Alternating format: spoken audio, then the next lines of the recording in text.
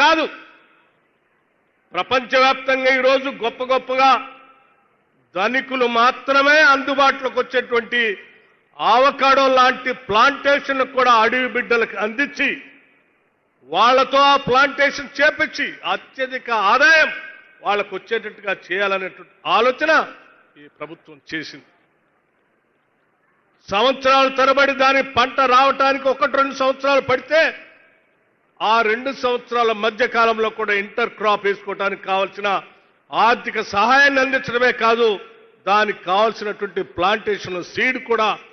ప్రభుత్వ పరంగా సంపూర్ణమైనటువంటి సబ్సిడీతో అందించేటువంటి కార్యక్రమాన్ని ఈనాటి ప్రజాప్రభుత్వం చేపట్టింది. అందుకే ఈరోజు ఒక దశాబ్ద కాలం ప్రతిపక్షంలో ఉన్నటువంటి కాంగ్రెస్ సభ్యులుగా ఆనాడు ప్రజా వ్యతిరేక ప్రభుత్వం నడుస్తూ ఉంటే ప్రజల కోసం తెచ్చుకున్న తెలంగాణ రాష్ట్రం అన్యాయం అయిపోతున్నటువంటి బాధతో ఆనాడు పిసిసి ప్రెసిడెంట్గా ఈనాటి ముఖ్యమంత్రిగా రేవంత్ రెడ్డి గారు భారీ బహిరంగ సభలు పాదయాత్రలు, ఇంకో పక్క నేను సిఎల్పి నాయకుడిగా ఆదిలాబాద్ నుంచి ఖమ్మం వరకు చేసేటువంటి పాదయాత్రలో భాగంగా ఈ నల్లమల ప్రాంతానికి కూడా వచ్చినప్పుడు మా కాంగ్రెస్ నాయకత్వానికి ప్రజలు చెప్పినటువంటి బాధలు వాళ్ళ గుండె చప్పుల్ని గుర్తు పెట్టుకొని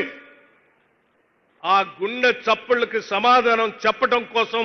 తీసుకొచ్చిందే ఈ నల్లమల్ల డిక్లరేషన్. ఈ డిక్లరేషన్ తో రాష్ట్ర ప్రజల జీవితాల్లో వెలుగు నింపబోతా ఉంది ఈ ప్రభుత్వం.